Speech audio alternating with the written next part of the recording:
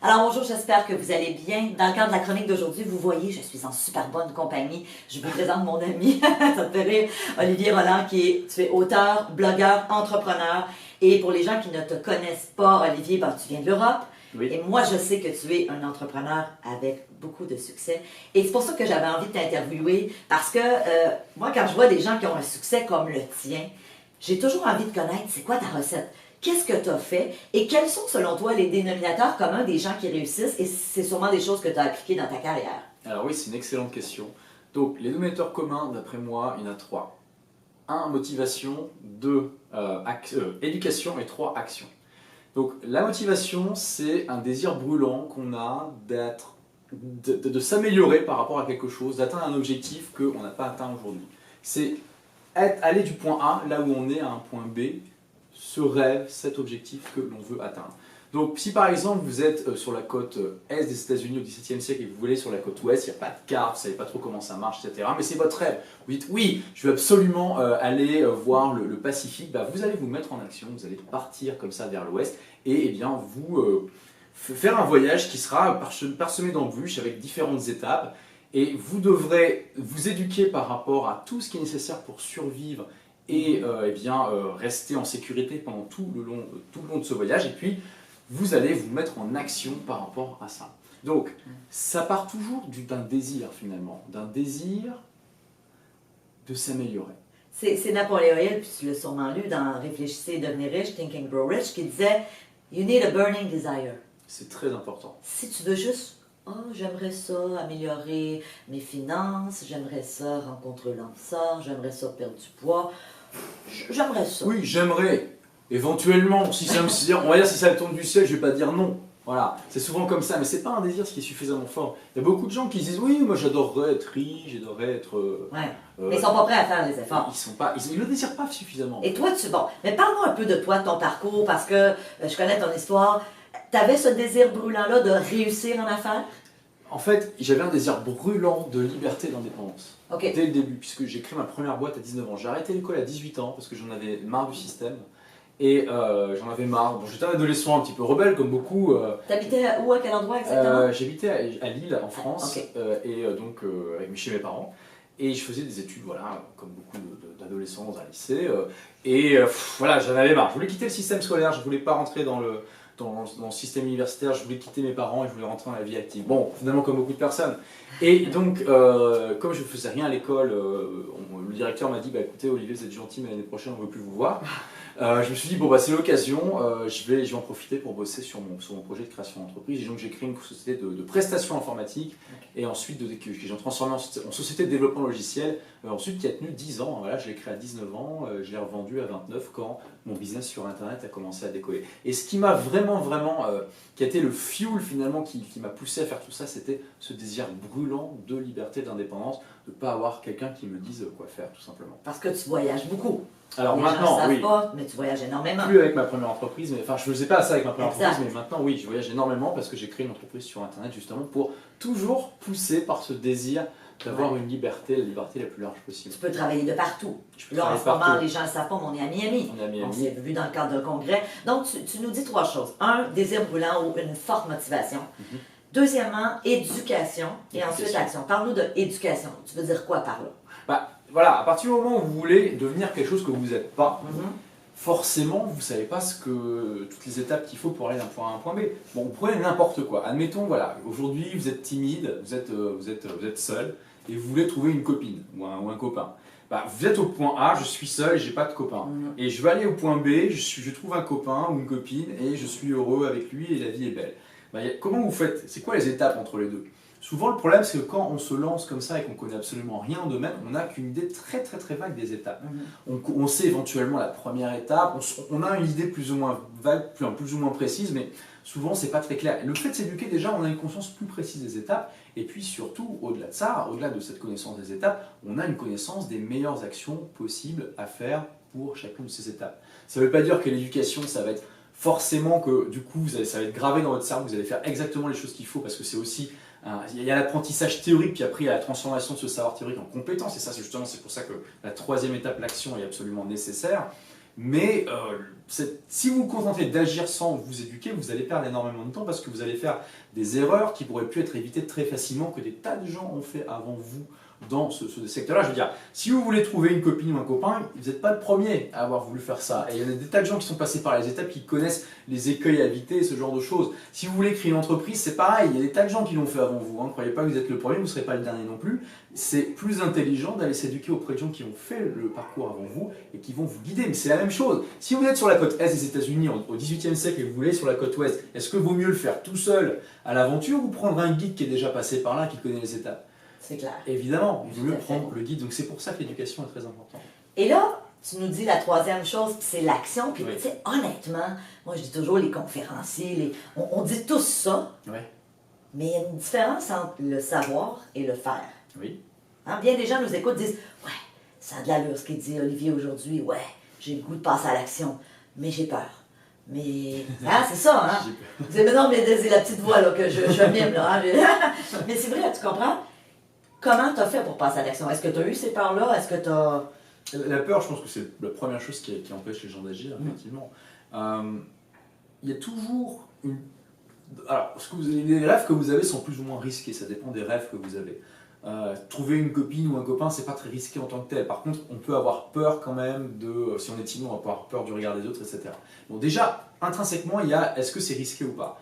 Mais donc, n'importe quel que soit votre rêve, quel que soit le risque intrinsèque de votre rêve, vous avez toujours une manière, ou même plusieurs manières, de minimiser le risque au maximum tout en maximisant vos chances de succès. Ça ne veut pas dire que c'est garanti de réussir, mais ça veut dire que, un, vous avez moins de chances de vous planter, et que deux, si vous vous plantez, vous ne perdez pas trop de plumes. Donc un exemple typique, voilà, si vous voulez créer une entreprise, il faut faire ça de la bonne manière. Et faire ça de la bonne manière, ça veut dire éviter d'investir notamment de l'argent avant d'être le plus sûr possible que votre projet a vraiment une viabilité économique. Parce que, je veux dire, moi je suis là, je connais plein d'entrepreneurs, j'en suis moi-même, je sais comment ça se passe. Quand on a une idée de business, on est persuadé que c'est la meilleure idée du monde, que le monde entier va nous supplier de prendre son argent pour pouvoir acheter son produit. Puis parfois, même souvent, ce qu'on se rend compte, c'est que quand on sort notre super concept, tout le monde s'en fout complètement. Et c'est vrai, c'est le gros problème. Et finalement, c'est ça le risque dans une entreprise et qui engendre de la peur. C'est on se dit, est-ce que ça va marcher ou pas, etc. Il y a des moyens de minimiser ça. Donc quand vous créez une entreprise, par exemple, vous voulez toujours, avant d'investir beaucoup d'argent, de temps et d'énergie, essayer de mettre en place ce qu'on appelle le produit minimum viable, un prototype en fait, dans des conditions réelles. C'est ce qu'on appelle le Lean Startup. Et quand j'ai créé ma première boîte, j'ai fait du Lean Startup sans le savoir. Parce que voilà, avec un ami, on avait eu cette idée comme ça de faire de la prestation de services informatiques, parce qu'on s'était rendu compte voilà, qu'on réparait facilement les problèmes de nos amis. Et on s'est dit, on va tester le concept avant, parce que voilà, j'ai pris un gros risque, comme j'ai arrêté l'école à 18 ans, j'ai bossé un an sur le projet, j'ai créé ma boîte à 19 ans, mais j'avais pris un risque limité parce que j'avais des données derrière qui me montraient que le projet était viable. Et quelles étaient ces données? J'ai fait une expérience avec mon ami. On a à l'époque payé 60 francs, ça doit faire à peu près 9 ou 10 dollars canadiens, pour acheter une annonce dans un journal d'annonces qui disait « Hey, ben voilà, on peut venir dépanner votre ordinateur à domicile ». Et donc sur ces 10 dollars qu'on a investi, donc 60 francs, on a gagné 5000 francs, ça doit faire à peu près, je sais pas, 1000 dollars canadiens, quelque chose comme ça. Donc on avait 18 ans, on avait un petit peu d'argent de poche toutes les semaines, on a fait waouh, c'est super rentable. Et c'est là où je me suis dit, ah ok, donc le test sur le terrain était concluant, je vais plus loin. Et j'ai quand même bossé un an sur le projet à faire des études de marché pour essayer de réduire le risque au minimum. Donc essayez toujours, demandez-vous, quand vous avez un projet comme ça, bon là je parle de la création d'entreprise, ça peut être valable dans d'autres domaines, comment je pourrais faire pour faire un test comme ça sur le terrain qui demande très peu de temps, très peu d'énergie, très peu d'argent et qui me donne des résultats qui vont me conforter ou au contraire me montrer que c'est peut-être pas une si bonne idée que ça. Donc c'est ça l'approche Lean Startup finalement, c'est de dire on met en place un prototype sur le marché en conditions réelles, on ne parle pas de faire des enquêtes ou des choses comme ça peut être intéressant de faire des enquêtes, mais le vrai test c'est de voir est-ce que ce prototype de produit ou cette prestation de service qu'on n'a pas encore eu le temps de raffiner complètement mais qu'on propose, ça fonctionne déjà. Et on peut l'utiliser dans des tas de domaines auxquels on ne pense pas forcément. Par exemple, il y a beaucoup de personnes qui ne se rendent pas compte qu'on peut faire ça avec un livre. Et là, les gens se disent souvent, quoi? Mais attends, comment tu veux tester si un livre fonctionne avant de l'avoir écrit? Par exemple, je peux partager avec vous l'histoire d'un blogueur français qui s'appelle Jean-Philippe Touzeau, qui est un auteur de best-seller sur le Kindle en France. Ses livres sont souvent dans le top 10. Et comment il a écrit son premier livre, qui est La femme sans peur? Eh bien, il a commencé à écrire son roman sur son blog, tout simplement, qui avait déjà une petite communauté. Il a commencé à écrire les premiers chapitres et il m'a dit, la démarche était simple. Si le public de mon blog accrochait, je continuais à faire le bouquin et je l'écrivais.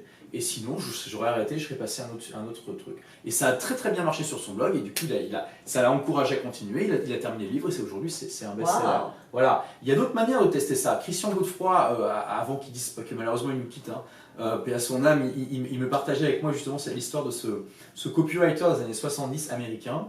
Lui, il avait une méthode encore plus intelligente, j'ai envie de dire, c'est qu'il publiait des petites annonces ou des publicités dans des magazines qui disaient « Hey, commandez mon nouveau livre sur tel sujet ». Et en fait, il n'avait pas écrit le livre. Ce qu'il faisait, c'est que s'il recevait suffisamment de commandes, il écrivait le bouquin. S'il n'en recevait pas, il remboursait les gens qui avaient commandé et il passait à autre chose, tout simplement.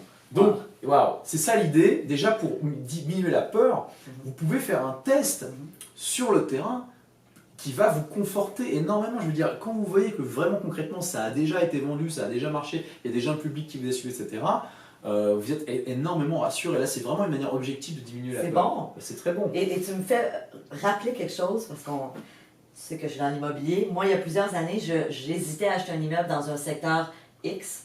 Et ce que j'ai fait avant d'acheter l'immeuble, j'ai mis une annonce dans le journal pour dire logement loué. J'ai eu plein d'appels. Évidemment, quand les gens appelaient, je disais oh, malheureusement, c'est loué. Dans le fond, c'est malheureusement, je ne suis pas encore propriétaire. Mais j'ai vu qu'il y avait une demande. Alors, et c'était ça, moi, ma crainte. Alors, c'est un super bon truc. Exactement. Et Olivier Sebon partageait la même chose pour les parkings. Ah oui? Il a dit si vous voulez acheter une place de parking, vous n'êtes pas sûr, vous passez une annonce sur le Bon Coin ou sur n'importe quel site. Si on vous appelle, vous l'achetez. Si on ne vous appelle pas, vous ne l'achetez pas. Ah, alors même principe. Mais oui, c'est le même principe. On peut utiliser ça dans de nombreux domaines. Puis au-delà de ça, il y a toujours une constante irrationnelle dans la peur. C'est-à-dire qu'on peut avoir toutes les données du monde qui nous montrent qu'on a de fortes chances de réussir. Parfois, on est atteint par la peur de manière irrationnelle. Donc, je prends l'exemple, moi je suis un ancien timide, et ben pendant longtemps, parler aux femmes, ça me terrorisait. T'es un ancien timide? Oui, je suis un ancien timide. J'ai beaucoup travaillé pour lutter contre ça. Je veux dire, j'ai mis longtemps avant d'avoir une copine. Et le truc, d'ailleurs, j'étais en première littéra, on était 32, il y avait 28 filles, donc j'étais très à l'aise, c'était super. Et voilà, et c'était complètement irrationnel, je veux dire, quand on y pense. Et même encore, des fois, j'ai ce fond de timidité en moi. Donc, comment on fait pour lutter contre ça? C'est pas forcément facile, parce que, par exemple, moi j'ai le vertige. Ok, et j'ai déjà fait de l'acrobranche. Vous avez ça au Québec, acrobranche? Non. C'est en fait. Arbre en arbre. À Brandard, voilà, c'est pas le même nom, ouais. Bon, ouais. Voilà, donc j'ai déjà fait ça, et je veux dire, on est attaché par des trucs qui peuvent tenir un camion, quoi. Je veux dire, on n'a absolument aucun risque de tomber, mais malgré ça, on le sait, c'est intimidant. Mais on a cette peur qui vient de nous parce qu'on est câblé comme ça, et on sait que c'est irrationnel, mais n'empêche qu'on ne peut pas faire autrement que de ressentir la peur.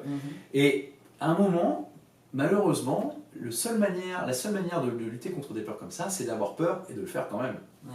C'est pour ça d'ailleurs j'ai fait de l'acrobranche. Comment on dit donc de l'arbre? Arbre en arbre. Arbre en arbre. On passe d'un arbre à un autre arbre. Arbre en arbre, ok. Donc quand j'ai fait, c'est pour ça que je me suis forcé à faire de l'arbre en arbre. Et là récemment je me suis même mis à l'escalade, en sachant que j'allais ressentir cette peur, mais en me disant de toute façon une fois que je serai dedans, je serai bien obligé de le faire et ça va m'entraîner comme ça petit à petit à la vaincre. Donc il y a cette idée à un moment, faut mettre le couteau entre les dents et se dire j'ai peur, mais je le fais quand même. Je le fais quand même. Mais est-ce que tu penses que c'est pas une question de personnalité? En partie, mais à partir du moment, au bout d'un moment, il faut arrêter de se dire ça et puis il faut y aller, quoi, parce que sinon on trouve toujours des excuses pour rien faire. Et après, vous pouvez aussi vous faire accompagner, hein, ça dépend du degré de pathologie, j'ai envie de dire, du degré d'intensité de votre peur. Il y a des gens dont c'est métier de vous désinhiber progressivement. D'ailleurs, une des techniques les plus connues, ça marche pour les gens par exemple qui sont agoraphobes, donc qui ont peur des araignées, c'est une exposition progressive. D'abord, on montre une image floue d'une araignée, puis après de plus en plus précise, puis après des fausses, puis après des vraies. Et comme voilà, c'est vraiment progressif et c'est au fur et à mesure, on se désensibilise au fur et à mesure. Donc, si jamais vous n'y arrivez pas par vous-même, n'ayez pas peur d'aller voir quelqu'un, un spécialiste du sujet. Quand vous êtes dans la merde, vous n'êtes pas obligé de vous en sortir tout seul, ok? Si vous tombez dans un trou de 10 mètres et que vous n'avez pas d'échelle, vous pouvez essayer de remonter tout seul, vous pouvez appeler à l'aide pour que quelqu'un vous balance une échelle. Enfin, il y a un moment, il n'y a pas de honte à ça. Donc voilà, la peur, c'est vraiment quelque chose qui est paralysant. Essayez de diminuer votre risque de manière objective et faites attention à ces peurs irrationnelles. Essayez de le faire quand même et si vous n'y arrivez pas, allez voir des gens qui peuvent vous aider. Waouh! Wow. Alors c'est ça la recette. C'est une des manières de faire. C'est ta recette. Ouais. Tu l'as fait, tu continues à le faire. Oui. Tu te vois où dans 10 ans? Et ben dans 10 ans, je serai l'auteur d'un best-seller en France que j'ai quasiment terminé là. Enfin, c'est mon objectif d'en faire un best-seller. Peut-être que je vais me planter lamentablement, mais je prends le risque d'avoir cet objectif-là, donc on verra. Ce sera un livre sur les limites du système éducatif occidental, notamment français, mais aussi un peu québécois. Comment le contourner pour hacker son éducation, s'auto-éduquer tout au long de sa vie, c'est très important, devenir plus intelligent, plus cultivé, ça intéresse beaucoup de gens, et heureusement. Oui. Et comment créer sa boîte justement avec le minimum de risques et en maximisant ses chances de succès. Encore une fois, il n'y a aucune garantie de succès, mais rien qu'avec les techniques que j'ai partagées avec vous, vous pouvez voir à quel point on peut, avec des méthodes intelligentes, diminuer son risque. Et puis, je n'ai pas parlé de ça, mais il faut aussi faire en sorte que si on se plante, on ne perd pas tous ses plumes et qu'on puisse rebondir sans se retrouver à la rue parce qu'on n'a plus du tout d'argent. Mais bon, ce sera peut-être le sujet d'une autre vidéo. Mais donc, dans 10 ans, je me vois auteur de best-seller et puis voilà, je voyage Continue à faire. Tu voyages déjà beaucoup. Ouais, ouais. Tu travailles un peu partout dans le monde. Oui, j'ai une chaîne YouTube qui commence à décoller pas mal en France. J'espère que d'ici 10 ans, elle aura atteint au moins minimum, 10 ans, 5000 abonnés, c'est très facile. Mais j'aimerais bien avoir, parce que je trouve qu'en France, je pense qu'au Québec, vous avez moins ce problème. Après, je suis allé 15 jours au Québec en tout, mais en France, on a vraiment un problème, un manque d'état d'esprit entrepreneurial, surtout par rapport à des tas de pays. Je veux dire, je visite beaucoup de pays. Et je veux dire, je suis allé au Brésil il y a quelques mois, il y a 2 mois. Et je veux dire, là-bas, n'importe quelle femme de ménage, elle a un plan pour monter son business. Ah ouais? Enfin, j'exagère un peu quand je dis ça, Ah ouais, mais c'est vraiment l'état d'esprit. Ah ouais? Tout le monde se bouge les fesses, c'est un pays qui se bouge à un point, c'est incroyable. On n'a pas ça. En France, écoute, en tout cas, moi quand je suis allé au Québec, j'ai eu l'impression que vous étiez un peu plus dynamique que nous. Mais bref, parce que vous avez ce mélange génial entre la culture française et la culture américaine, justement. Ouais. Avec, et je trouve que vous prenez un peu le meilleur des deux, personnellement. Ouais. Mais bon. Et en France, on manque vraiment de ça, c'est cet état d'esprit. Les gens sont beaucoup trop. Déjà, ils sont un peu gâtés, il faut avouer. Ils sont beaucoup plus dans l'état d'esprit pas entrepreneur, employés, fonctionnaires. Et on manque comme ça de gens qui se bougent les fêtes. Et je pense que pour beaucoup d'entre eux, c'est avant tout parce qu'on leur a jamais dit. On leur a toujours dit, passe ton diplôme, fais métro boulot dodo. Puis éventuellement, si tu as de la chance, tu prends ta retraite à 70 ans. Et puis voilà. Mais si on pouvait dire à certaines personnes, hey, tu sais que tu peux aussi créer ta boîte. Il y a des risques, mais tu peux les minimiser, c'est pas si important que ça, et tu peux vraiment t'éclater tout ça. Ils se diront, ah mais oui, c'est vachement intéressant, c'est juste qu'on leur a jamais mis l'idée dans la tête, mais je suis sûr qu'on a des Steve Jobs en puissance chez nous, et que T'en es un, toi.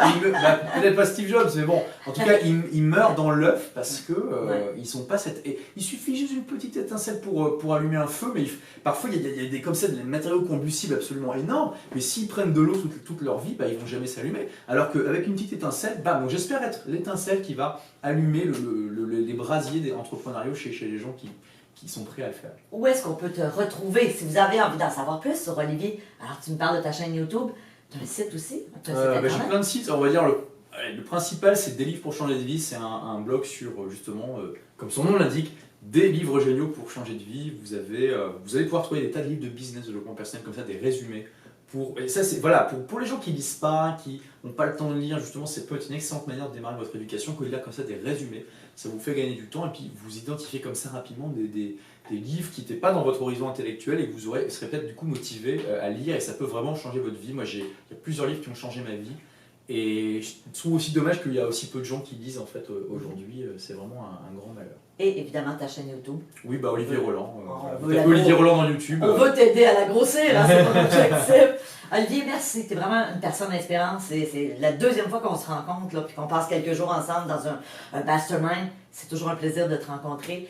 Alors, allez voir la chaîne d'Olivier, allez vous abonner à sa chaîne. Merci du fond du cœur pour ces merveilleuses stratégies. Et en attendant, je vous dis à bientôt. À bientôt.